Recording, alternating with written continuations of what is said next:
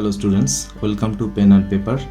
আজকে আমরা আলোচনা করব স্মল ডিস্টেন্স মেজারমেন্ট বা অতি ক্ষুদ্র পরিমাপ আমরা কীভাবে করব সেই নিয়ে আলোচনা করব। এখানে আমরা বিভিন্ন ইনস্ট্রুমেন্ট এবং তাদের অ্যাপ্লিকেশান নিয়ে আলোচনা করব। তো চলো শুরু করা যাক। ফার্স্টে এর আগের দিন আমরা বলেছি কি ভেরি লং ডিস্টেন্স মেজারমেন্ট কীভাবে করা যায়, মেথড অফ প্যারালাক্স, তার মধ্যে দুটো প্ল্যানেটের মধ্যে ডিস্টেন্স এবং স্টারের অ্যাঙ্গুলার ডায়ামিটার মেজারমেন্ট আমরা করেছি। এবং আজকে আমরা দেখব যে আমরা যদি খুবই ক্ষুদ্রাতি ক্ষুদ্র বস্তু নিয়ে মেজারমেন্ট করতে চাই তাহলে সেটা আমরা কীভাবে করব। তো ফার্স্টে বলে রাখি যে স্মল লেন্থ যদি মেজার করতে হয় তাহলে আমাদের তিনটে ইনস্ট্রুমেন্ট আমাদের কাজে লাগে। স্মল লেন্থ বলতে কতটা স্মল, ধরে নাও 1 mm ডায়ামিটার বা 1 mm বা তার চেয়ে ছোটো কোনো ডায়ামিটারের যদি কোনো অবজেক্টকে আমাদের মাপতে হয় তাহলে আমরা কী কী ইনস্ট্রুমেন্ট কাজে লাগে। তাহলে স্মল লেন্থ মেজারমেন্টের জন্য আমরা ইউজ করি ভার্নিয়ার ক্যালিপার। এখানে একটা ছবি দেখতে পাচ্ছ, এটা হচ্ছে ভার্নিয়ার ক্যালিপার। আর কি ইউজ করি আমরা, number 2 screw gauge, number 3 spherometer. Clear? তাহলে এই 3 রকমের ইনস্ট্রুমেন্ট আমরা ইউজ করি কিসের জন্য, যে স্মল লেন্থ মেজারমেন্টের জন্য। কতটা স্মল, প্রায় 1 mm বা তার চেয়ে যদি স্মল কোনো অবজেক্ট হয়ে যায় তাহলে সেগুলো মেজারমেন্টের জন্য আমরা কি করি, ভার্নিয়ার ক্যালিপার, স্ক্রু গেজ আর স্ফেরোমিটার দিয়ে আমরা ক্যালকুলেট করি। তাহলে স্মল লেন্থ মেজারমেন্টের জন্য আমরা এই 3টে ইনস্ট্রুমেন্টের ব্যবহার করে থাকি। তো ফার্স্ট আমি বলবো যে এই ভার্নিয়ার ক্যালিপার, যেখানে তোমরা ছবিতে দেখতে পাচ্ছ, ভার্নিয়ার ক্যালিপার কি করে, এটা কিন্তু 10⁻⁻5 মিটার অবধি মেজার করতে পারে। ভার্নিয়ার ক্যালিপার কিন্তু 10⁻⁻4 অবধি মেজার করতে পারে। স্ক্রু গেজ 10⁻⁻5 মিটার অবধি মেজার করতে পারে। আর স্ফেরোমিটার কিন্তু 10⁻⁻5 মিটার অবধি মেজার করতে পারে। অর্থাৎ কি, যে কোনো একটা অবজেক্ট যে যদি 10⁻⁻5 মিটার ডাইমেনশনের হয়ে যায় তাহলে কিন্তু স্ফেরোমিটার দিয়ে আর স্ক্রু গেজ দিয়ে মেজার করা যাবে। কিন্তু ভার্নিয়ারের ক্ষেত্রে সেটা 10⁻⁻4 মিটার, অর্থাৎ এটাকে যদি আমি mm এ কনভার্ট করি তাহলে কত হবে, 10⁻⁻1 mm। ক্লিয়ার?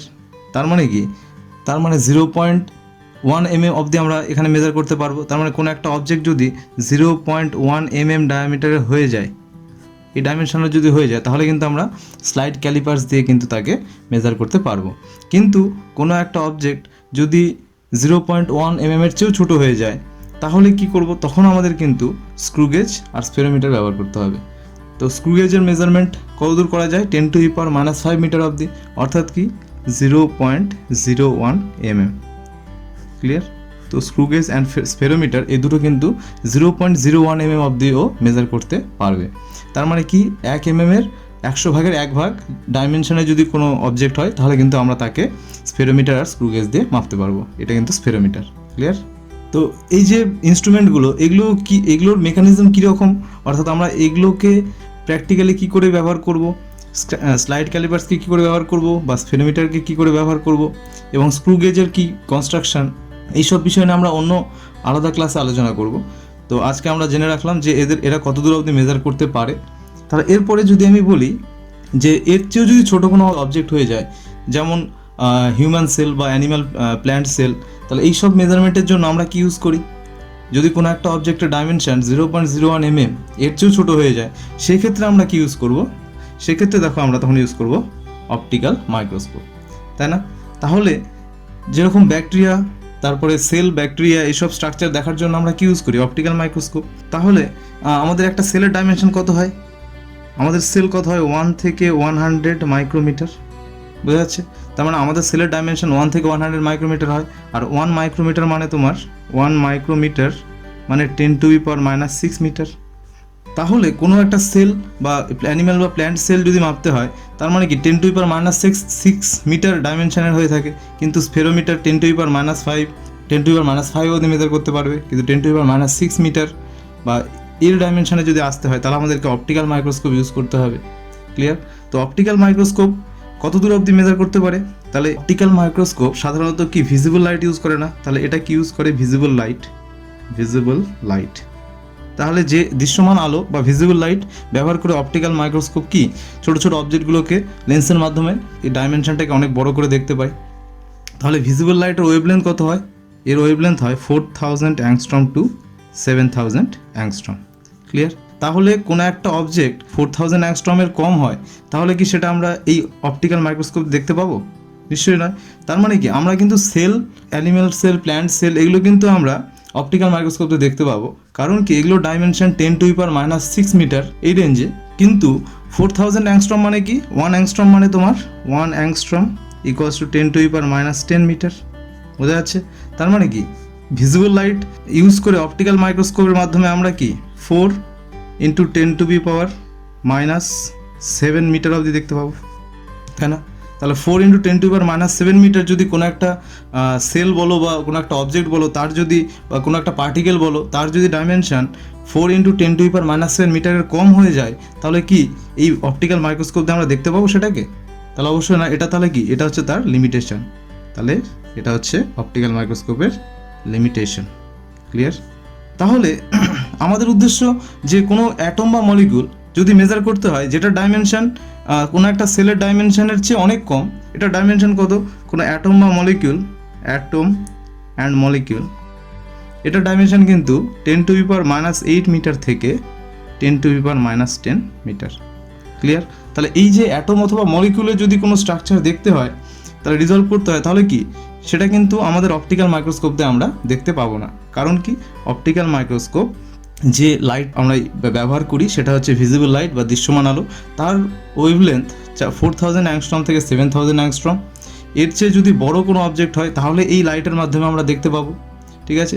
কিন্তু কোনো একটা অবজেক্ট বা কোনো একটা পার্টিকেল যদি এর চেয়েও ছোটো হয়ে যায়, অর্থাৎ 4 × 10⁻⁷ মিটারের চেয়ে ছোটো হয়ে যায়, তাহলে কিন্তু সেটা আমরা অপটিক্যাল মাইক্রোস্কোপ দিয়ে দেখতে পাবো না, অর্থাৎ এই মাইক্রোস্কোপ কিন্তু তাকে রিজলভ করতে পারবে না। ক্লিয়ার? তাহলে আমরা যদি ব্যাকটেরিয়াকে দেখতে পাই যেটা ডাইমেনশন 10⁻⁻6 মিটার এই রেঞ্জে, তাহলে ভাইরাসকে যদি দেখতে হয় তাহলে কি আমরা অপটিক্যাল মাইক্রোস্কোপে দেখতে পাবো? তাহলে দেখো ভাইরাস সাধারণত পোলিও ভাইরাস, তাহলে এটা একটা পোলিও ভাইরাস। তাহলে ভাইরাসকে যদি দেখতে হয় তাহলে কি আমরা মাইক্রোস্কোপে দেখতে পাবো? পোলিও ভাইরাসের ডাইমেনশন কত? 30 ন্যানোমিটার। 30 ন্যানোমিটার মানে কি? 1 ন্যানোমিটার মানে হচ্ছে 1 ন্যানোমিটার ইকুয়ালস টু 10⁻⁹ মিটার। তাহলে 30 ন্যানোমিটার মানে কত? 30 × 10⁻⁹। ক্লিয়ার? তাহলে পোলিও ভাইরাসের ডাইমেনশন 30 × 10⁻⁹। কিন্তু এখানে 10⁻⁷ রেঞ্জে আমরা মাইক্রোস্কোপে দেখতে পাবো, কিন্তু এটা 10⁻⁹। তাহলে এটা আমরা নিশ্চয়ই দেখতে পাবো না। তাহলে ভাইরাসকে কিন্তু অপটিক্যাল মাইক্রোস্কোপ দিয়ে কিন্তু আমরা দেখতে পাবো না। তাহলে এটা একটা পোলিও ভাইরাস। এই ভাইরাসটা হচ্ছে বর্তমানে যেটা প্রচুর পরিমাণে মৃত্যুর কারণ হয়ে দাঁড়িয়েছে, সেই ভাইরাসটা হচ্ছে করোনা ভাইরাস। ঠিক আছে? এই ভাইরাসটার ডায়ামিটার হচ্ছে 125 ন্যানোমিটার, অর্থাৎ 125 × 10⁻⁹ মিটার। তাহলে এই যে করোনা ভাইরাস এর ডাইমেনশন কত? 125 ন্যানোমিটার, যেটা পোলিও ভাইরাস থেকে প্রায় 4 গুণ বড়। তাহলে এর ডাইমেনশন কিন্তু 125 ন্যানোমিটার। তোমরা গুগলে সার্চ করে দেখতে পারো। তো 125 × 10⁻⁹ এই রেঞ্জে যদি হয়ে যায় তাহলে সেটাকেও আমরা কিন্তু অপটিক্যাল মাইক্রোস্কোপ দিয়ে দেখতে পাবো না। তাহলে এই যে ছোট ছোট পার্টিকেল যেগুলো মাইক্রোস্কোপের রেঞ্জের থেকেও ছোট, ঠিক আছে, ভিজিবল রেঞ্জের থেকেও ছোট, তাহলে তাকে আমরা কি করে দেখব? তাদেরকে যদি মেজার করতে হয় তাহলে আমাদের কি লাগবে? তখন আমাদের কিন্তু ইলেকট্রন মাইক্রোস্কোপের প্রয়োজন হবে। ক্লিয়ার? তো তাহলে ইলেকট্রন মাইক্রোস্কোপ কি করছে? ইলেকট্রন মাইক্রোস্কোপ কিন্তু ভিজিবল লাইটের বদলে ও কি ইউজ করছে? ইলেকট্রন বিম। এ কি ইউজ করছে? ইলেকট্রন বিম। ক্লিয়ার? তো ইলেকট্রন বিম কিন্তু ইউজ হচ্ছে কোথায়? ইলেকট্রন মাইক্রোস্কোপে। তাহলে ইলেকট্রন বিম, তাহলে আমরা কি জানি? ইলেকট্রন তো পার্টিকেল, তাহলে এটাকে ওয়েভ হিসেবে কি করে ব্যবহার করা হচ্ছে? তাহলে তোমরা কি জানো? ইলেকট্রন একটা পার্টিকেল, কিন্তু এটাকে আমরা ওয়েভ হিসাবে বা লাইটের বদলে কিন্তু আমরা ইলেকট্রনকে ব্যবহার করছি। কারণ কি আমরা জানি ইলেকট্রনের দুটো ক্যারেক্টারিস্টিক্স আছে, কি? Wave particle duality. Wave particle duality. তাহলে ওয়েভ পার্টিকেল ডুয়ালিটি এই ক্যারেক্টারের জন্য কিন্তু আমরা ইলেকট্রনকে ব্যবহার করছি ইলেকট্রন মাইক্রোস্কোপে ক্ষুদ্রাতি ক্ষুদ্র বস্তু বা অবজেক্টকে বা কোনো মাইক্রোস বা ভাইরাসকে দেখার জন্য। ক্লিয়ার? তো ইলেকট্রন পার্টিকেলগুলোকে প্রজেক্ট করা হয় এবং সেগুলো যখন রিফ্লেক্ট ব্যাক করে তখন সেটাকে একটা নির্দিষ্ট কনস্ট্রাকশনের মাধ্যমে এই ইলেকট্রন মাইক্রোস্কোপে কিন্তু আমরা সেটাকে কম্পিউটার স্ক্রিনে দেখতে পাই। ক্লিয়ার? তাহলে ইলেকট্রন মাইক্রোস্কোপের রেজলিউশন কত? তাহলে এর রেজলিউশন কত হবে? 0.6 অ্যাংস্ট্রম অবধি কিন্তু এর রেজলিউশন হয়ে থাকে। 0.6 অ্যাংস্ট্রম মানে একটা ইলেকট্রন মাইক্রোস্কোপ 1 অ্যাংস্ট্রমের ফ্র্যাকশন, অর্থাৎ 0.6 অ্যাংস্ট্রম যদি কোনো অবজেক্ট হয়ে যায় বা 0.6 অ্যাংস্ট্রম যদি কোনো পার্টিকেল হয়ে যায়, তাকে কিন্তু রিজলভ করতে পারবে এই ইলেকট্রন মাইক্রোস্কোপ। ঠিক আছে? তারা কিন্তু ডিটেক্ট বা দেখতে পারবে বা মেজার করতে পারবে ইলেকট্রন মাইক্রোস্কোপের মাধ্যমে। ক্লিয়ার? এরপরে দেখো তাহলে 0.6 ইন্টু 10⁻⁻8 10⁻⁻10 সরি 10⁻⁻10 ক্লিয়ার। তো 0.6 ইন্টু 10⁻⁻10 অবধি কিন্তু ইলেকট্রন মাইক্রোস্কোপ মেজার করতে পারবে। তাহলে নিশ্চয়ই আমরা কি বলেছিলাম, অ্যাটম আর মলিকুলের ডাইমেনশন কত, 10⁻⁻8 থেকে 10⁻⁻10 মিটার। তাহলে এ কিন্তু অ্যাটম মলিকিউলস এদের কিন্তু রিজলভ করতে পারবে, ঠিক আছে, এদেরকে অলমোস্ট রিজলভ করতে পারবে, ক্লিয়ার। তাহলে অ্যাটমস মলিকুলস যাদের ডাইমেনশন 10⁻⁻10 থেকে 10⁻⁻10 মিটার, তাদেরকে কিন্তু ইলেকট্রন মাইক্রোস্কোপ রিজলভ করতে পারবে, প্রায় অলমোস্ট রিজলভ করে নেবে। তাহলে এই গেল আমাদের ক্ষুদ্রাতি ক্ষুদ্র অ্যাটমস মলিকুলস অবধি আমরা মেজার করতে পারবো কার মাধ্যমে, ইলেকট্রন মাইক্রোস্কোপের মাধ্যমে। এবং ভাইরাসকেও আমরা দেখতে পাবো যার ডাইমেনশন প্রায় অনেকটাই ছোট, 125 ন্যানোমিটার থেকে 30 ন্যানোমিটার পলিভাইরাস।